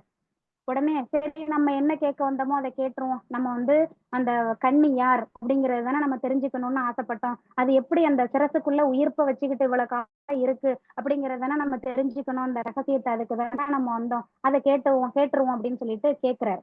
கடல் கொண்ட கோவிலில் உள்ள கன்னி யார் அப்படின்னு கேட்கிறார். ஓ அவளா, அந்த காலத்தில் உனக்கு வாழ்க்கைப்பட வேண்டியவள், பூசாரி சடையன் மகள் என்று அவள் காவல் தெய்வம் அப்படின்னு சொல்றாரு சித்தபுருஷர். இவருக்கு ஒண்ணுமே புரியல. அப்ப சித்தபுருஷர் சொல்றாரு, இவ்வளவு நாளா நீ வந்து இந்த ஞாலத்துலதான் யாத்திரை செஞ்சிருப்ப, இனி இந்த காலத்திலும் யாத்திரை செய்து பார்க்க நீ விரும்புறியா, உனக்கு ஆசையா, நீ அந்த காலத்தில் யாத்திரை செய்து பாக்குறியான்னு கேட்கிறார். அது எப்படி முடியும் அப்படின்னு இவர் கேட்கிறார். யாரு? கதை நாயகர். அதுக்கு சித்தபுருஷர் சொல்றாரு, இதோ சுழன்று கொண்டே இருக்கிறதே இந்த ரசக்குளிகை, இந்த ரசக்குளிகை நீ பார்த்து கொண்டே இரு அப்படின்னு சொல்றாரு. சரி, அதை நான் பாக்குறது இருக்கட்டும், நான் எங்க இருக்கிறேன் அப்படின்னு கேட்கிறார். ஏன்னா இவருக்கு சித்தமெல்லாம் கலங்கினது மாதிரி இருக்கு. 17 14 உலகங்களில் ஏதோ ஒன்றுன்னு நினைச்சிட்டு இருக்கிறியா நீ அப்படின்னு கேட்கிறாரு சித்தபுருஷர். இல்லையா, நான் அப்படியெல்லாம் நினைக்கவே இல்லை, சிந்திக்கிறதுக்கே லாயக்கு இல்லாதபடி என் புத்தியெல்லாம் குழம்பிட்டு அப்படின்னு சொல்றாரு. புத்தி குழம்புறதுக்கு நீ என்ன ஊமத்த சாரா குடிச்ச அப்படின்னு கேட்கிறாரு அந்த சித்தபுருஷர். இல்ல, இங்க நான் வந்து பாக்குறதெல்லாம் எனக்கு ரொம்ப அதிசயமா இருக்கு. உடலற்ற தலை பேசுது, உடம்பற்ற குரல் துணை வருது, தலையற்ற முண்டங்கள் புனையாக வந்து எனக்கு வழிகாட்டியா வருது. அப்புறம் அது வந்து எழுந்து நடந்து மாட்டு தலையை வச்சுக்கிட்டு போகுது. இதெல்லாம் பார்த்துட்டு சித்தம் கலங்குறதை விடவா ஊமத்தை சாறு குடிச்சா கலங்கணும், இதை பார்த்தாலேதான் சித்தம் கலங்கிருமே அப்படின்னு அவர் சொல்றாரு. உடனே சொல்றாரு, சரி இப்ப நான் உன்கிட்ட ஒரு கேள்வி கேட்கிறேன், நீ சொல்லு அப்படின்னு சொல்லி சித்தபுருஷர் கேட்கிறார். சாவுன்னா என்னையா, நீ என்ன நினைக்கிற அப்படின்னு கேட்கிறாரு அந்த கதை நாயகரை பார்த்து. அதுக்கு அவர் சொல்றாரு, உறங்குவது போலும் சாக்காடு உறங்கி விழிப்பது போலும் உயிர்ப்புன்னு சொல்றாரு. அப்படி சொன்னா உங்களுக்கு திருப்தி தானே அப்படின்னு சொல்றாரு. நீ திருக்குறள் படிச்சிருக்கன்னு எனக்கு தெரியுது, சாக்காடுன்னா என்ன நீ சொல்லு அப்படிங்கிறாரு. எனக்கு தெரியல ஐயா, நீங்களே சொல்லிருங்க. சரி உனக்கு தெரியலங்கிறத ஒத்துக்க, நான் சொல்றேன் அப்படின்னு சொல்லி அந்த சித்தபுருஷர் சொல்றாரு. ஒரு ஒரு உடலாக, அதாவது ஒரு மனிதன், ஒரு உயிர் இறந்து விடுகிறது. செத்த பிறகு என்ன நடக்கிறது? மூச்சு நின்று விடுகிறது, ரத்த ஓட்டம் நின்று விடுகிறது, ஸ்மரணை கலன்று விடுகிறது, எல்லா அந்த இதெல்லாம் வந்து உணர்வுகள் எல்லாம் போயிருது, எல்லாமே எதுவுமே இல்லை. நீ உடம்பு என்று சொல்கிறாயே, இந்த உடம்பு பல அணுக்களினுடைய சேர்க்கைன்னு சொல்றாரு. இந்த அணுக்களினுடைய சேர்க்கை சேர்ந்து உழைப்பதால் தான் இது உயிர்ப்புத்தன்மை பெறுகிறதுன்னு சொல்றாரு. அப்ப இந்த உயிர் போயிருச்சு அப்படின்னா இந்த உடம்பில் உள்ள அணுக்கள் எல்லாமே சேர்ந்து உழைக்கிறது தான் நின்றோம், அவ்வளவுதான். ஆனா அதை தனியே எடுத்து அதுக்கான ஆகாராதிகளை கொடுத்தா அது வளரும்னு சொல்றாரு. இவருக்கு ஒரே குழப்பமா இருக்கு. சரி, ஆமா ஆமா, இதை நான் கேள்விப்பட்டிருக்கிறேன், எங்க லோகத்திலையும் ஒரு வெள்ளைக்காரர் இது மாதிரி ஒண்ணு பண்ணி பார்த்திருக்காரு, எனக்கு நானும் கேள்விப்பட்டிருக்கேன்னு சொல்றாரு. சரி, இந்த கதைநாயகர், இந்த கதாசிரியர் யார் அந்த வெள்ளைக்காரர்னு நானும் போய் தேடி பார்த்தேன். அதுல வந்து கால்வனி ஆல்டினிங்கிற வெள்ளைக்காரர்கள் அதான் இருக்கும்னு நான் நினைக்கிறேங்க ஐயா. ஆனா தெரிஞ்சவங்க பின்னூட்டம் கூறும்போது இதை சொல்லுங்க. அதாவது இறந்த மனித உடலில் மின்சாரத்தை பாய்ச்சி தசைகளில் அசைவினை ஏற்படுத்தி பார்த்தாங்களாம். அந்த இறந்த உடல் இறந்துருச்சு, மின்சாரம் பாய்ச்சும் போது அந்த தசைகள் அசைவை கொடுத்துச்சான். அதுதான் அந்த வெள்ளைக்காரர்னு அவர் சொல்றாருன்னு நான் நினைக்கிறேன் அந்த இடத்துல. உடனே வந்து இவரு சித்தபுருஷர் கேட்கிறாரு, மரணத்துல எத்தனை வகை இருக்கு உனக்கு தெரியுமான்னு சொல்றாரு. அதையும் அவரே கேள்வி கேட்டுட்டு அவரே சொல்றாரு. ஒண்ணு கிழடு தட்டி சாவது, இன்னும் பிஞ்சிலேயே மடிகிறது, நோய் விழுந்து மடிவது, திடகாத்திர தேகத்தோடு இருந்து அணுக்களின் சேர்க்கை துண்டிப்பதால் இறப்பது, இந்த மாதிரி மரணத்துல எத்தனையோ வகை இருக்கு. ஆதி காலத்துல நரபலின்னு ஒண்ணு கொடுத்துட்டு இருந்தாங்க, அது அவ்வளோ உபயோகமா இருந்துச்சு. யமனை எட்டி நிற்கும்படி சொல்வதற்கு எங்களுக்கு சக்தி கிடைத்ததெல்லாம் இதனாலதான சித்தபுருஷர் சொல்றாரு. அட, நாம் அநாகரிகம்னு கண்டித்து கொண்டிருக்கக்கூடிய ஒரு ஆதி காலத்துல சாஸ்திர வளர்ச்சிக்கு இவ்வளவு துணை செய்திருக்கிறதான்னு இவர் நினைக்கிறார். யாரு? கதை நாயகர். அப்ப கழுத்தோட அறிந்து ஒரு உயிரை போக்கியாச்சு, தலை மட்டும்தான் இருக்கு, அதுக்கு எப்படி உயிர்ப்பை கொடுக்கறது? அப்ப அந்த அணுக்களினுடைய நசிவு அதை ஏற்படுத்தாமல் அதை தடுத்து கொள்ள முடியுமானால், அதில் உள்ள உயிர்ப்பை அதிர்ந்து போகாமல் காப்பாற்றி கொண்டால் அந்த உடம்ப நம்ம இஷ்டப்படி இயக்கலாம் அப்படின்னு சொல்றாரு. மூளை இருக்கு, இந்த மூளை தான் மனம் புத்தி சித்தம் எல்லாத்துக்கும் அடிப்படையானது மூளை. அந்த மூளையை வந்து இப்போ ஒருத்தவங்க நம்ம பக்கத்துல இருக்காங்கன்னா நம்ம சொல்ல சொல்ல நம்ம சொல்றது மாதிரியே அவங்கள நம்ம ஆட்டி வைக்கலாம், நம்ம இஷ்டப்படி அவங்கள ஆட்டி வைக்க முடியும். அதே மாதிரி இந்த உடம்பு போயிருச்சு, தலை மட்டும்தான் இருக்கு, அதுல மூளை இருக்கு தானே. அப்ப அதுல உயிர்ப்பை உண்டு பண்ணி அந்த மூளையை வந்து நம்ம என்னென்ன சொல்றோமோ அதெல்லாம் அதன் மூலமா நிறைவேற்றிக்கலாம்னு சொல்லி சித்தபுருஷர் சொல்லும் போது டக்குன்னு இந்த கதை நாயகர் கேட்கிறாரு, அப்பன்னா அந்த கடல் கொண்ட கன்னி கோவில்ல சிரசு மட்டும் இருந்து பேசுனுச்சே, அந்த சிரசு மூலமா பேசுனது நீங்க தானா அப்படின்னு கேட்கிறாரு. அப்ப நீங்க தான் இஷ்டப்படி ஆட்டு வைப்பீங்களே, அப்ப நீங்க தான் இங்க இருந்துட்டு அந்த சிரசை வந்து நீங்க ஆட்டு வைத்தீங்களா, அதுதான் பேசுனுச்சா, நீங்க தான் பேசுனீங்களா சிரசு மூலமா அப்படின்னு சொல்லி இவர் கேட்கிறார், கதைநாயகர் கேட்கிறாரு. சித்தபுருஷர் விழுந்து விழுந்து சிரிக்கிறாரு. அந்த சிரிப்புல ஒரு கோபமும் தெரியுது. சரி, நமக்கு மனசுக்குள்ள ஓடுற எண்ண ஓட்டங்கள் எல்லாம் இவருக்கு நல்லா வெளிச்சமா தெரியுது, வெட்ட வெளிச்சமா தெரியுது. சரி, நம்ம இன்னமே எதுவும் யோசிக்க வேணாம்னு சொல்லிட்டு பயத்தை காட்டிக்காம பேசாம இருக்காரு. அப்ப நாங்க வந்து எங்க உலகத்துல தூரத்துல பேசுறதுக்கும் ஒரு பொருள் இயக்குறதுக்கும் ஜட பொருளை தான் நாங்க பயன்படுத்துறோம். இந்த மாதிரி உயிர்ப்பலி எல்லாம் நாங்க கொடுக்கறது கிடையாது. இந்த உயிர்ப்பலியை கொடுக்கறது ஒரு அனாவசியம் தானே அப்படின்னு சொல்லி கேட்கிறாரு. அதுக்கு சித்தபுருஷர் சொல்றாரு, நீங்க ஜடப்பொருளை இயக்கி சாதனை செய்யறீங்க தான், இல்லைன்னு நான் சொல்லல. ஆனா அந்த ஜடப்பொருள் இயற்கை சீற்றத்தால அழிஞ்சிரும். இயற்கை ஒரு பூகம்பமோ ஒரு எரிமலை குமுறலோ ஏற்பட்டுச்சுன்னா அதெல்லாம் போயிரும். ஆனா நீங்க வச்சிருக்கிறதெல்லாம் ஜட பிராணனை தான் உபயோகிக்கிறீங்க. ஆனா எங்க கிட்ட இருக்கிறது சூட்சும பிராணனை, அது என்னைக்குமே அழியாது, அப்படியே இருக்கும். அந்த சூட்சும பிராணனையை கொண்டு நாங்க என்ன நினைக்கிறோமோ அதை சாதிப்போம், எதை இயக்கணுமோ அதை இயக்குவோம் அப்படின்னு சொல்லி சித்தபுருஷர் சொல்றாரு. சரி, நீங்க எங்க பூலோகத்துக்கு வந்துருங்களேன் அப்படின்னு சொல்லி இந்த கதை நாயகர் சித்தபுருஷத்தை கேட்கிறாரு. இப்ப இவ்வளவு நேரம் நான் இருக்கிறேன்னு எங்கன்னு நினைச்சிட்டு இருக்க? அப்ப நான் பூலோகத்துல இல்லைன்னு நீ நினைக்கிறியா? சரி, இப்ப நான் உனக்கு ஒண்ணு சொல்றேன், நீ கேட்டுக்க அப்படின்னு சொல்றாரு. நம்ம உட்கார்ந்துருக்கமே இந்த இடமானது ஒரு காலத்துல கடல் மட்டத்துக்கு மேலே பெரியதொரு மலைத்தொடரா இருந்துச்சு. இந்த எரிமலை இருக்குதே, இந்த எரிமலை எல்லாம் அன்னைக்கு கிடையாது. பனிக்கட்டிகள் மூடிய பெரும் மலைகள் இந்த இடமெல்லாம். இதுக்கு தெற்கே அகன்றதொரு பெரியதொரு நிலப்பரப்பு இருந்துச்சு. உன்னுடைய மூதாதையர்களும் என்னுடைய மூதாதையர்களும் அங்கதான் இருந்தாங்க. இந்த மலையிலிருந்து புறப்பட்டு 2 நதிகள் ஓடுனுச்சு. ஒன்று குமரி ஆறு, இந்திய ஆறு. அந்த குமரி கடல்ல போய் சங்கமம் ஆயிட்டு இந்த பஹ்ருல் ஆறு இங்கிருந்து புறப்பட்டு 7 பாலைவனங்களை கடந்து 7 நாட்டின் வழியாக ஈசனை வலம் வந்து மறுபடியும் தென் திசை நோக்கி ஓடி அந்த பனிக்கடலுக்குள்ளேயே மறைஞ்சிட்டு, பனி மலையில உருவானுச்சு, பனி கடலுக்குள்ளேயே மறைஞ்சிட்டு இந்த பஹ்ருல் ஆறு. இந்த குமரி நதி கீழ்திசை கடலில் சங்கமிக்கும் இடத்துலதான் தென்மதுரை இருந்துச்சுன்னு சொல்றாரு இந்த சித்தபுருஷர். இந்த குமரி நதி கீழ்கடல்ல சங்கமிக்கிற இடத்துலதான் தென்மதுரை இருந்திருக்கு. அந்த தென்மதுரை எது? முச்சங்கத்துல முதற்சங்கம் இருந்த இடம் தென்மதுரை. அந்த தென்மதுரை அந்த குமரியாறு கலக்கும் இடத்துல இருந்திருக்கு. அங்கதான் பாண்டியர்கள் மீன்கொடி ஏற்றி மீனவனை வழிபட்டார்கள். அவர்களுடைய குலதெய்வம் மீன்கண்ணி. படைப்பு காலம் தொட்டே வழிபட்டு வரக்கூடிய சிலை அது. அதற்கு பூசனை நடத்தி வந்தவளும் ஒரு கன்னி. அவள் நான் சிறுவயதா இருந்த போது எப்படி பார்த்தனோ அதே மாதிரிதான் இன்னைக்கு இருக்கிறா. மீன்கண்ணியின் ஆலயம் ஆதியில தென்மதுரையில தான் இருந்துச்சு. நீரிலே நெருப்பு தோன்ற அது அழிஞ்சிருச்சு. அதுக்கப்புறம் நிலப்பரப்பு குன்றியது. அந்த சிலை அப்புறம் கபாடபுரத்துக்கு கொண்டு வந்து ஈசனார் திருவடி நிழலில் மீண்டும் பிரதிஷ்டை செய்யப்பட்டது. அவ்வாறு பிரதிஷ்டை செய்தவன் யார் அப்படின்னா வேலறிந்த பாண்டியன். இந்த வேலறிந்த பாண்டியன் இவனுக்கு ஏன் பேர் வந்ததுன்னா, இவர் ஆக்சுவலா தென்மதுரை முதற்சங்கம் இருந்த தென்மதுரையிலே இவர் இருந்திருக்கார்.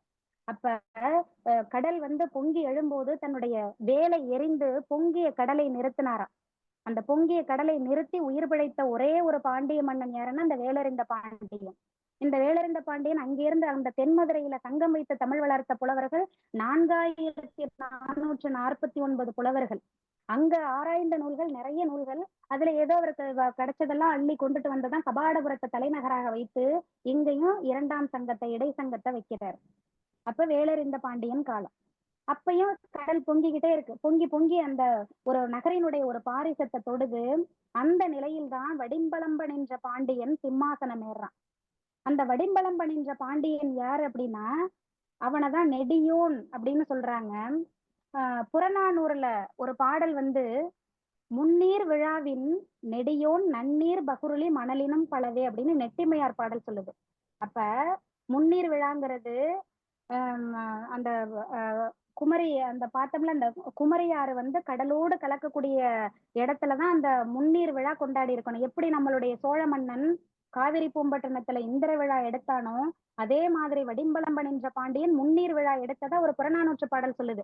அந்த அவனை நெடியோன் அப்படிங்கிற இன்னொரு பெயராலையும் குறிப்பிடலாங்கிறது மாதிரி சொல்லப்படுது. இவர்தான் இந்த வடிம்பளம்பன் என்ற பாண்டியன் தான் நிலந்தர திருவில் பாண்டியன். இவருடைய காலத்தில்தான் தொல்காப்பியமானது அரங்கேற்றப்பட்டதுன்னு நச்சினார்க்கினியார் சொல்றார். இதையும் பின்னூட்டம் கூறக்கூடிய தகைசால் சான்றோர்கள் எனக்கு தெளிவுபடுத்தும்படி கேட்டுக்கொள்கிறேன். இதை நான் அறிந்தவரை நான் தெரிந்து கொண்டதுதான். அப்ப இந்த வடிம்பளம்பன் என்ற பாண்டியன் தான் நெடியோன், அவன் தான் நிலந்தர திருவில் பாண்டியன். அவனுடைய காலத்தில் தான் தொல்காப்பியமானது அரங்கேற்றப்பட்டது. சரி, இந்த கபாடபுரத்துல சிம்மாசனம் ஏறி கொஞ்ச காலம் இருக்கும் போதே இந்த கபாடபுரமும் கடல் கொண்டு விட்டது, இந்த கபாடபுரமும் கடல் அழித்து விட்டதுன்னு சித்தபுருஷர் சொல்றாரு. அப்ப சொல்லி முடிச்சிடுறாரு. இந்த கதை நாயகரினுடைய பார்வை எல்லாம் அந்த ரசக்கோட்டின் மீதே இருக்கு, சுத்திக்கிட்டே இருக்கு. இவருக்கு எங்கேயோ இவர் சொன்னாங்கட்டி இவருடைய உணர்வுகள் எல்லாம் எங்கேயோ போகுது. அவருடைய முன் ஜென்மமா என்னன்னு தெரியல, அதை நோக்கி போறது மாதிரி அவர் உணர்றாரு. அவனுடைய சிந்தனை குதிரைகள் பறக்குது வேகமா. நினைச்ச நேரத்துல பாலைவனம் மாதிரி தெரியுது, சுட போகுதுன்னு நினைக்கிறாரு. அந்த பாலைவனத்தை தாண்டிடுறாரு, ஒரு இடத்துக்கு போறாரு. அங்க பார்த்தா ஒரு இடத்துக்கு போயிட்டாரு. அது மாலை நேரம். ஒரு பிரம்மாண்டமான செம்பு கதவு அதனுடைய முன்பக்கம் நிக்கிறார். அருமையான வேலைப்பாடு அதுல செஞ்சிருக்கு. சுமார் 100 அடி உயரம் அந்த செம்பு கதவு இருக்கு. 25 அடி அகலத்துல இருக்கு. அதை ஒரு ஆளு 2 ஆளெல்லாம் மனிதராலையெல்லாம் அதை திறக்கவே முடியாது. அந்த அளவுக்கு கனமான செம்பினால் செய்யப்பட்ட கதவு. அதுக்கு மதில் சுவர் பாத்தீங்கன்னா அதையுமே செம்ப உருக்கி கரைச்சி கட்டியிருக்காங்க. அந்த அளவுக்கு ஸ்ட்ராங்கா இருக்கு. அந்த அளவுக்கு அது இந்த கதவு எங்க இருக்கு அப்படின்னா ஒரு கற்பாறையின் உச்சியில இருக்கு. அதனுடைய வடக்க பாத்தீங்கன்னா ஆழமான சமுத்திரம், கடல் இருக்கு. அதனுடைய தென் திசையில பாத்தீங்கன்னா ஒரு பெரிய காடு இருக்கு. அந்த காட்டுல கொக்கு மாதிரி தலைய வச்சுக்கிட்டு ஒரு பெரிய விலங்கு கர்ப்பேந்திரம்னு சொல்றாரு. அந்த கர்ப்பேந்திரம் ஒரு யானையை தனது கைகளில் பற்றி கிழித்து தின்று கொண்டிருந்துச்சாம். அதுக்கு மேற்க ஒரு பெரிய மலை இருக்கு. அது புகைஞ்சுகிட்டே இருக்கு. அதிலிருந்து வரக்கூடிய புகைகள் எல்லாம் பார்த்தோம்னா, அந்த நிமலனினுடைய சடை ஜடாமுடி மாரி இருக்கு. அதுல எரிஞ்சுகிட்டு இருக்கக்கூடிய அந்த நெருப்ப பார்த்தோம்னா, அவருடைய நெற்றிக்கண் மாதிரி இருக்கு. பார்க்கறதுக்கு ஒரு நிமலன். ஆ நிமலன் மாதிரி அவருக்கு தெரியுது. ஒரு சிவபெருமான் மாரியே அவருக்கு தெரியுது.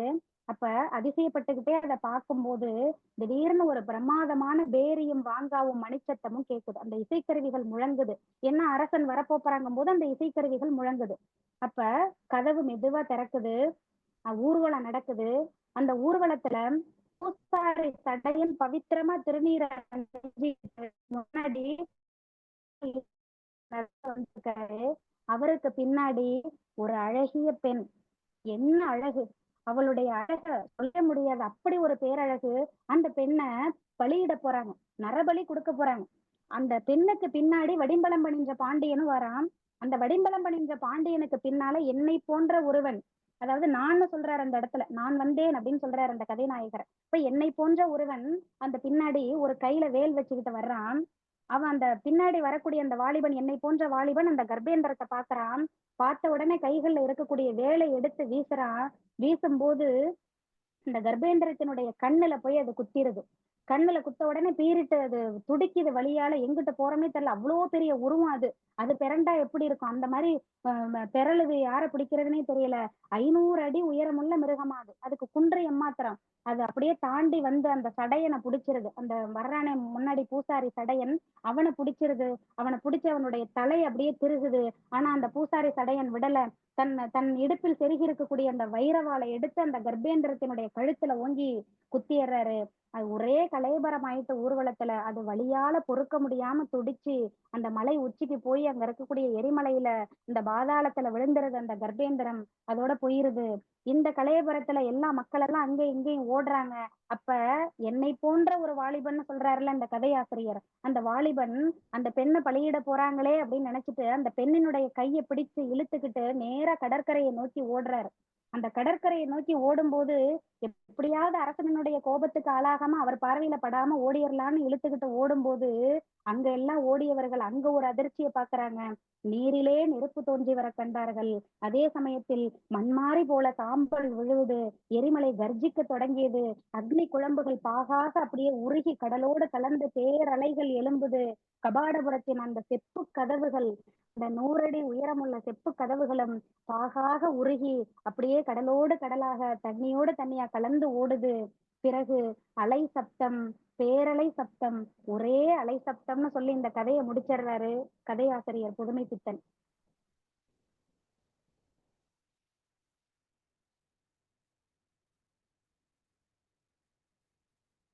ஐயா, ஆமா ஆமா வந்துட்டேன். ஒரு நீண்ட நெடிய கதையை எப்படி சொல்ல போறீங்க அப்படின்னு ஒரு பயம் இருந்துச்சு. பயத்தை இவ்வளவு அழகா கதையை நகர்த்தி கொண்டு போயிட்டீங்க. ரொம்ப மகிழ்ச்சி. வாழ்த்துக்கள். பாப்போம் பின்னூட்டம் சொன்ன பிறகு நிறையவே பேசுவோம், கூடுதலாகவே பேசுவோம். வழக்கம் போல் பின்னூட்டத்தை தொடங்கி வைக்கிற நம்முடைய கணேசனார் வராத காரணத்தினால் பணித்துளி பாலசுப்ரமணிய ஐயா தொடக்கி வைக்கணும்.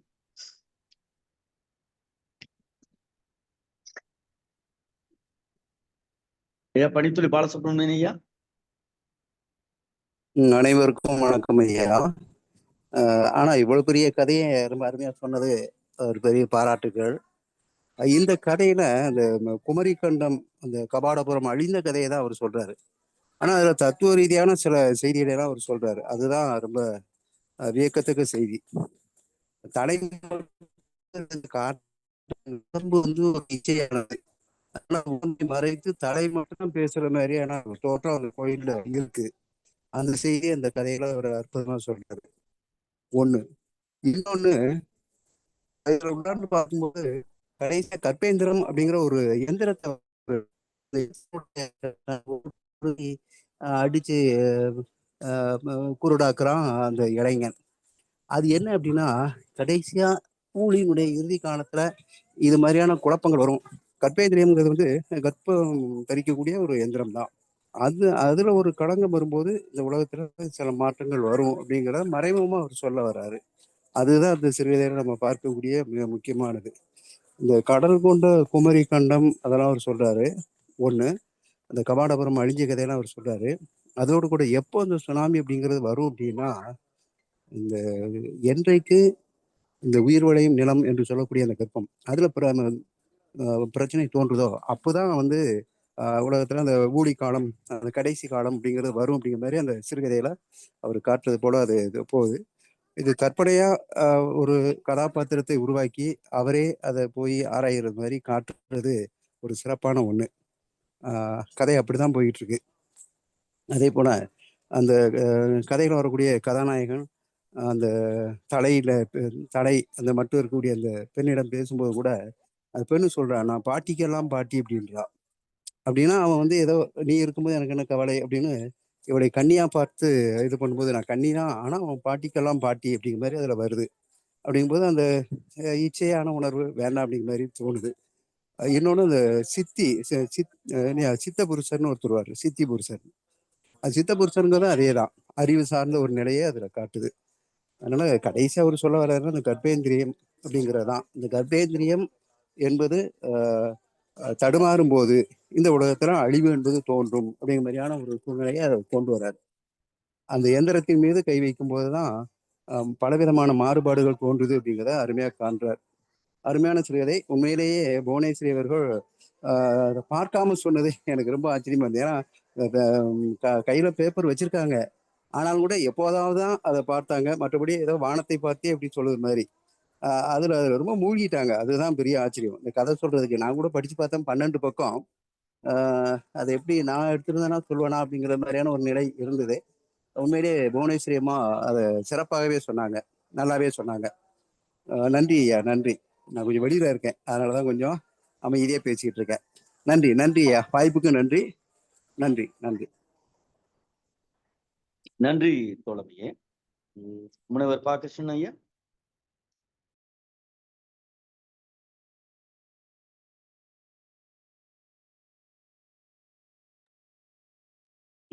மகாராஜன் ஐயா, நீங்க ரெடியா இருக்கீங்களா? ஐயா வணக்கம். சொல்லுங்க. கதையை நான் பாதியில தான் கேட்டேன். ஆனாலும் புவனேஸ்வரி அம்மா ஒரு வர்ணனையாளர் மாதிரி கதையை நல்லா கோர்வையா எடுத்து சொன்னாங்க. ரொம்ப சிறப்பா இருக்குது. கதையுடைய முழு இலட்டாலும் அவங்க பேசுனதுல இருந்து புரிஞ்சுக்கிட்டேன். அதாவது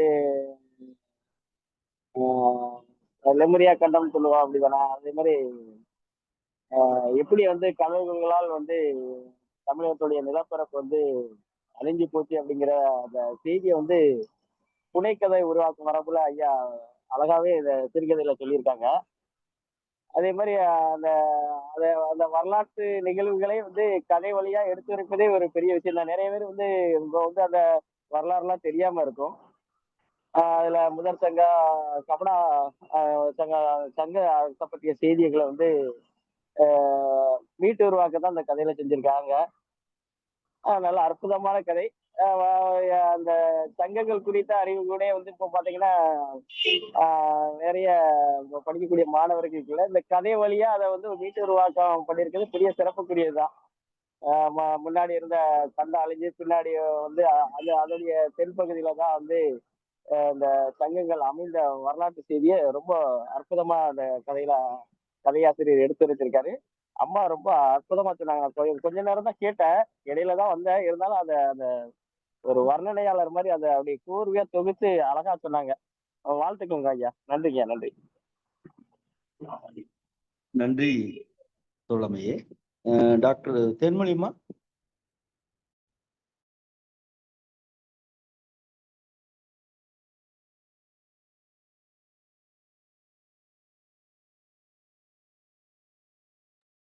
தேன்மொழி அம்மா சொல்றீங்களா? முனைவர் கலாதேவி, முனைவர் கலாதேவி அம்மா, முனைவர் கிருஷ்ணன் ஐயா. பஸ்ல டிராவல் பண்ணிட்டு இருக்கேன், என்னால பேச முடியல, சாரி. நன்றிங்கம்மா, நன்றிங்கம்மா, நன்றிங்கம்மா. மகிழ்ச்சிம்மா. அனைவருக்கும் இனிய வணக்கம். இன்றைக்கு கதை சொன்ன தோழர் மிக நீண்ட கதையை மிக அழகாகவும் புரிகின்ற வண்ணம் அழுத்தமாகவும் கதையை சொன்னார்கள். தோழர் அவர்களுக்கு இனிய வாழ்த்துக்கள். நன்றி.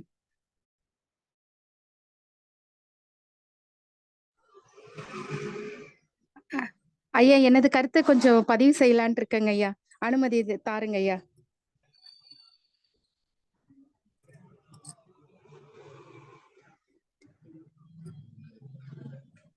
ஐயா ஐயா கேக்குதுங்களா? சொல்லுங்கம்மா, இப்ப சொல்லுங்கம்மா. ஐயா, தமிழ் மொழி இணை பேராசிரியருங்க ஐயா, கிருஷ்ணசாமி கல்லூரியில பணியாற்றுறேன். அம்மா புவனேஸ்வரி அம்மா அவர்கள் வந்து ரொம்ப அருமையா கதை சொன்னாங்க. கதை சொல்றதுக்கு முக்கியமா ஒரு அம்சம் இருக்கணும். வந்து கதை சொல்லி வந்து அந்த கதையை வந்து ரசிக்க, அந்த ரசனையை அப்படியே பார்வையாளர்களுக்கு கடத்தணும். அது ரெண்டையுமே ரொம்ப அழகா அவங்க செஞ்சிருக்காங்க. என்னால பார்வையை விட்டு விலகவே முடியல. அவங்க அவ்வளவு ஆக்ஷனோட அந்த கதைகளை வந்து பதிவு செய்த விதம், அது எப்படி வந்து இவங்க வந்து ஸ்கூல்ல எப்படி வந்து குழந்தைங்களுக்கு வந்து பாடம் எடுத்திருப்பாங்க அப்படிங்கிற அந்த தன்மையை வந்து எனக்கு அப்படியே கண் முன்னாடி காமிச்சது. ரசனை, கதை சொல்லி ரசிக்கணும், அந்த ரசனையை அப்படியே பார்வையாளர்களுக்கு கடத்துறதுங்கிறது ஒரு ஒரு ஒரு சிறப்பம்சம். அது அவங்களுக்கு ரொம்ப சிறப்பா வந்திருக்கு. அருமையா சொன்னாங்க கதை. என்னால பாராட்டாம இருக்கவே முடியல. ரொம்ப நன்றிங்க ஐயா வாய்ப்புக்கு. நன்றி அம்மா, மிக்க மகிழ்ச்சி. அன்பான வேண்டுகோள், உங்களோட பின்னோட்டம் நல்லா இருந்தது. கலந்து கொண்டு நீங்களும் ஒரு கதை சொல்ல வேண்டும் என்கிற வேண்டுகோளையும் வைக்கிறோம். நிச்சயமாங்க ஐயா. நான் புனிதவதி அம்மா கிட்ட கொடுத்திருக்கேங்க ஐயா பேரு.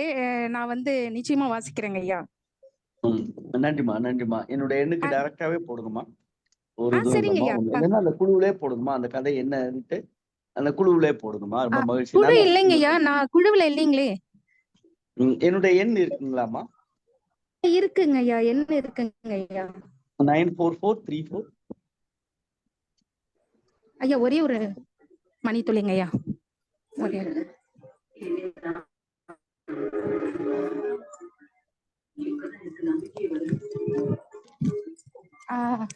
ஐயா சொல்லுங்க ஐயா. 94434 94434 66 94434 66 564 564. இன்னைக்கே நான் உங்களை குழுவுல இணைச்சிடறேம்மா. நீங்க அதுல எல்லா விவரமும் இருக்கும், நீங்க அதுல பாத்துக்கோங்க. சரிங்க ஐயா, சரிங்க. மிக்க நன்றிங்க. வாழ்த்துக்கள், வாழ்த்துக்கள், வாழ்த்துக்கள். சிறப்புமா. வேற யாரும் பின்னோட்டா இருக்கீங்களா? இல்லைன்னா ஐயா சிவசுப்ரமணியம் கிட்ட போறேன். ஆமா, இருக்கீங்களா? இல்ல, சிவசுப்ரமணியம் வாங்க. அன்பான தோழர்கள் அனைவருக்கும் வணக்கம். இன்னைக்கு கபாடபுரம் கதையை சொன்ன திருமதி புவனேஸ்வரி, அதாவது இந்த கதையை இவ்வளவு அருமையா வேற யாராலும் சொல்ல முடியாது அப்படிங்கிறத நிரூபித்து காட்டிவிட்டு இருக்கார். இறைவணக்கத்துக்கு ஒரு பாட்டு, தமிழ் வாழ்த்துக்கு ஒரு பாட்டு, அப்புறம் மேற்கோள் பாட்டு, மேற்கோள் காட்டினாரு. பிறகு குரல் மொழி, உடல் மொழி ரெண்டுலையும் அருமையா நடித்து இந்த கதையை இவ்வளவு அருமையா சொல்ல முடியுமா அப்படின்னு வியந்து பார்க்க தோன்றுகிறது. ரொம்ப அருமை. அவருக்கு பாராட்டுகளும் வாழ்த்துக்களும். புதுமை பித்தன் இதுல ஒரு ஊமையை கையாண்டிருப்பார். அதை சொல்லணும்னு நினைக்கிறேன். கடல்ல வந்து அலை எழும்பி வருது இல்ல, அது நாகம் படம் எடுத்து வர்றது மாதிரி இருக்குன்னு ரொம்ப அருமையான ஊமையை சொல்லியிருப்போம், கையாண்டிருப்பார். அடுத்து பொதுவா பிணங்கள் வந்து மிதக்கும். அதே இதை இவர் என்ன செய்தாரு, அது ஒரு 3 பிணத்தை சேர்த்து கட்டி புனையாக்கிறாரு.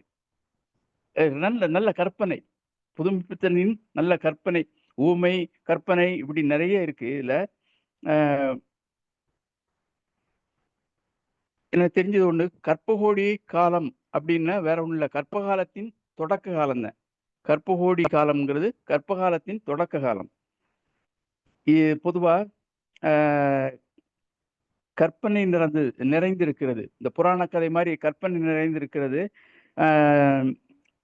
பிறகு அந்த அந்த ஊழிக்காலம் அத இந்த கபாடபுரம் அழிவு தான் சொல்றாரு. அது பகருளியாற்றுடன் பல்சுவை அடுக்கத்து குமரிக்கோடும் கொடுங்கடல் கொள்ள. அதாவது மலை எல்லாம் கடலுக்குள்ள மூழ்கிறோம், கடல் எல்லாம் தரையை மட்டமாக ஆயிரும். இப்படி மாற்றங்கள் ஏற்படுவது உண்டு. ஊழிக்காலத்தில் மாற்றங்கள் ஏற்படுவது உண்டு.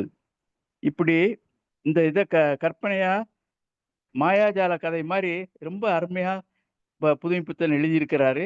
அதை ரொம்ப திறமையாக இன்னைக்கு திருமதி புவனேஸ்வரி அவர்கள் சொன்னார்கள். அவருக்கு தான் ரொம்ப இந்த கதையை இவ்வளவு அருமையா சொன்னதுக்கு பாராட்டுகளும் வாழ்த்துக்களும்.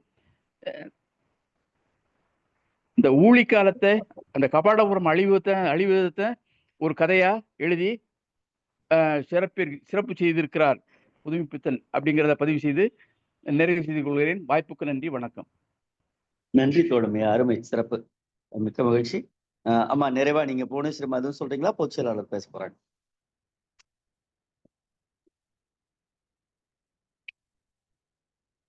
அம்மா கதை சொல்லி எதுவும் சொல்றீங்களா? சொல்லுங்கம்மா. ஐயா, பின்னூட்டம் வழங்கிய அத்துணை சான்றோர்களுக்கும் ஆன்றோர்களுக்கும் என் பணிவு கலந்த அன்பான வணக்கத்தை தெரிவித்துக் கொள்கிறேன். இந்த கதையை நான் எடுக்கும்போது எனக்கு ரொம்ப குழப்பமா தான் இருந்தது. 23 பக்கங்கள் இருந்துச்சு இந்த கதையில. இதை எப்படி சொல்ல போறோம் அப்படின்றது எனக்குள்ள ஒரு பயம். ஆனாலும் கபாடபுரம் என்ற அந்த பெயரானது என்னை ரொம்ப இழுத்துச்சு. எப்படியாவது உள்ள அது எப்படி அந்த கபாடபுரம் அழிவைதான் சொல்லி அவர் அப்படின்ற ஒரு ஈர்ப்பு தான் அந்த கதையை படிக்கணுங்கிற எண்ணத்தை எனக்கு தூண்டுனுச்சு. அதனால படித்தேன். ஏதோ என்னால முடிந்த அளவுக்கு அந்த கதையை நான் விளக்கியிருக்கிறேன் என்று நினைக்கின்றேன். பூவுலகின் நல்லதெல்லாம் புனிதமாய் போதித்து நாளைய உலகின் நல்லோர்களை உருவாக்க நாளும் உழைத்திடும் ஆசிரிய பெருமக்களுக்கு வரவிருக்கும் ஆசிரிய தின நல்வாழ்த்துக்களை கூறி விடைபெறுகிறேன். நன்றி, வணக்கம். நன்றிம்மா, சிறப்புமா. முன்னதாகவே ஆசிரியர் தின வாழ்த்துக்களை பகிர்ந்திருக்கிற தங்களுக்கும் இந்த மன்றத்தின் சார்பாக வாழ்த்துக்களை பதிவு செய்கிறோம். நிறைவாக நம்முடைய தமிழ்நாடு கலை இலக்கிய பெருமன்றத்தினுடைய பொதுச் செயலாளர் தோழமைமிக்க மருத்துவர் தா. அரமையா அவர்கள்.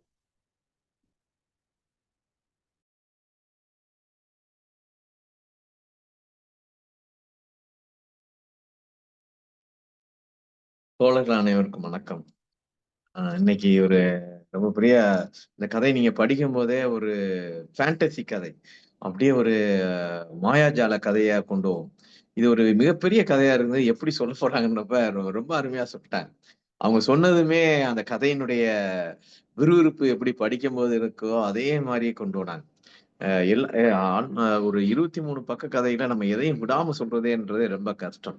அதையெல்லாம் மிக அருமையா இந்த கடாபுரம் அப்படின்றது கபாடபுரம் அது ஒரு தென் குமரிக்குள்ள கடல் கொண்ட அந்த பாண்டிய மன்னர்களின் தலைநகரமா இருந்தது ஒரு கற்பனை இருந்தாலும் அந்த கற்பனையை அப்படியே விவரிச்சு இடையிடையே சமூக விமர்சனம், தத்துவ விமர்சனம், சித்தர்களுடைய லோகத்தை உள்ள கொண்டு வருது, பாதாள கங்கையை உள்ள கொண்டு வர்றது, எரிமலைக்குள் நடப்பது, ஒரு மனித கற்பனையில் இதை ஒரு சினிமாவை எடுத்தா எப்படி இருக்குன்னு தான் தோணுச்சு. புதுமைப்பித்தன் காலத்துல இதை யாராவது ஒருத்தர் சினிமாவா அவர்கிட்ட எப்படியெல்லாம் எடுக்கலான்னு பேசியிருந்தாங்கன்னா ரொம்ப நல்லா இருந்திருக்குமே. ஒரு ஃபேண்டசி கதை. நீங்க ஹாரி பாட்டர்ல அந்த தொடப்பத்து மேல பாஞ்சிக்கிட்டு போறது அதெல்லாம் இயல்பு. அது நம்ம ஒரு சாதாரணமாக சிலப்பதிகாரத்திலே திடீர்னு அந்த தேவ தூதர்கள் எல்லாம் திடீர்னு மறைஞ்சு போவாங்க, திடீர்னு பறந்து போவாங்க, அதெல்லாம் பார்க்கிறோம். இந்திரஜித் மறைகிறது நம்ம அந்தர்த்தியானம் எல்லாம் பார்த்தோம் அந்த கதைகள்ல. ஆனால் இப்படி ஒரு எரிமலைக்குள் உள்ளே நுழைய முடியுமா? பாதாள கங்கையில் நடக்க முடியுமா?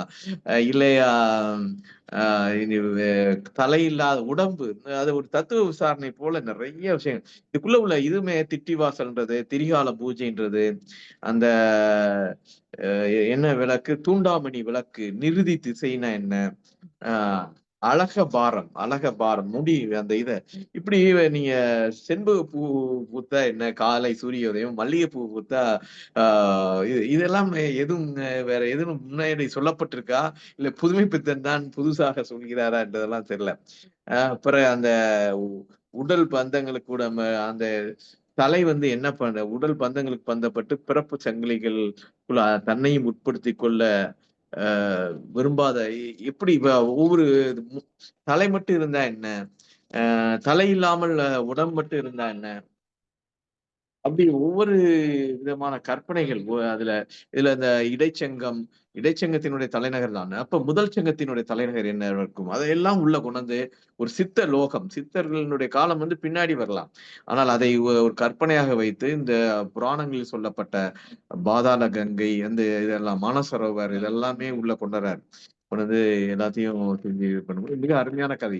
புவனேஸ்வரி அம்மாக்கு தான் முதலில் நன்றி சொல்லணும். 23 பக்க கதையை ஒரு பல்வேறு அந்த மாயாஜாலங்கள் உள்ள அதீத கற்பனை உள்ள ஒரு இது நமக்கு ஒரு தலையே இல்லாத 3 பாடி ஒரு கப்பலை போல, ஒரு புனையை போல வந்திருக்கு. அதுல பயங்கரமான ஸ்பீட்ல போகுது. அந்த போற ஸ்பீட்லயும் இவருக்கு கிருகிருன்னு வந்தது. அப்படி ஒரு மாமிச மரம், அதெல்லாம் சொல்றது அதெல்லாமே நமக்கெல்லாம் இப்ப கேள்விப்பட்டிருக்கோம். இப்ப ஒரு மரங்கள்லயும் ஒட்டுண்ணி மரங்களாக இருக்கக்கூடிய இதெல்லாம் இருக்கணும். ஆனால் இப்படி ஒரு இதெல்லாம் நம்ம ஒரு கற்பனைகள் ஒரு வாசிக்க அனைவரும் இதை வாசிக்கணும், ஒரு தடவையாவது வாசிக்கணும். ஒரு வாசிக்கும் போது அப்படியே ஒரு நிஜத்துக்குள் நம்மளையும் கூட்டவே போற மாதிரி. நீங்க அந்த பொருட்காட்சிகள், பொழுதுபோக்கு பொருட்காட்சிகள்ல வச்சிருப்பாங்க. நீங்க அந்த சிங்கப்பூர் போனீங்கன்னா ஒரு அமெரிக்கன் இதோட அந்த செயின் ஆஃப் ஹாங்காங், சிங்கப்பூர்ல ஒரு விண்ணுக்கு போறது மாதிரி, ஒரு பேய் உலகத்துக்கு உள்ள போற மாதிரி ரொம்ப அதல பாதலத்துல போகும், திடீர்னு மேலே ஏறும். அப்படியான ஒரு அனுபவத்தை வாசிக்கும் போதே கொடுக்கக்கூடிய ஒரு கதையா இருக்குது. புவனேஸ்வரி அம்மாள் அவர்களுக்கு மிகுந்த பாராட்டுகள், மிகுந்த நன்றியும் கூட. வேற யாரும் சொல்ல இருக்க முடியுமான்றதும் நமக்கு தெரியல. இது பல விசாரணைகள் வருது. சித்தர்களுடைய அந்த மருந்து பூசிக்கிறது, வெள்ளி முலாம் போல பூசுறது, அது வெப்பத்தை தாங்கும். எரிமலைக்குள் நாம் இறங்கினால் என்ன, ஒரு கற்பனை.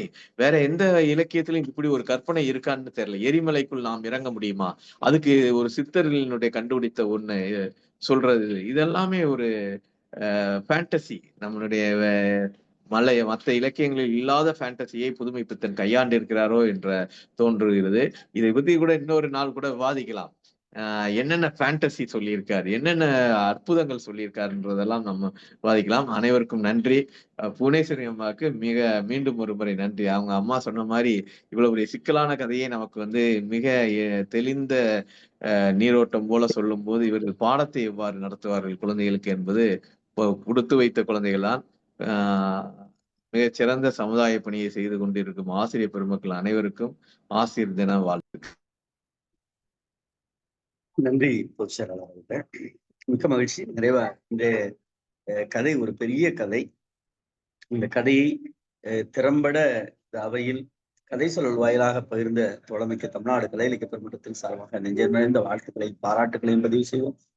அதே போல பின்னூட்டத்தால் பெருமை சேர்த்த ஆளுமைகளுக்கும் நன்றி சொல்லி, தோழர்களை தமிழ்நாடு கலை இலக்கிய பெருமன்றம் ஒவ்வொரு நாளும் தோழர் ஜீவா அவர்களின் சிந்தனை கனவுகளோடு இரவு 8 மணிக்கு இணையத்தால் இல்லங்களிலிருந்து இணைந்து உலகத்தை நோக்கிய பயணமாக நாம் பயணிப்போம். நன்றியும் வாழ்த்துக்களும்.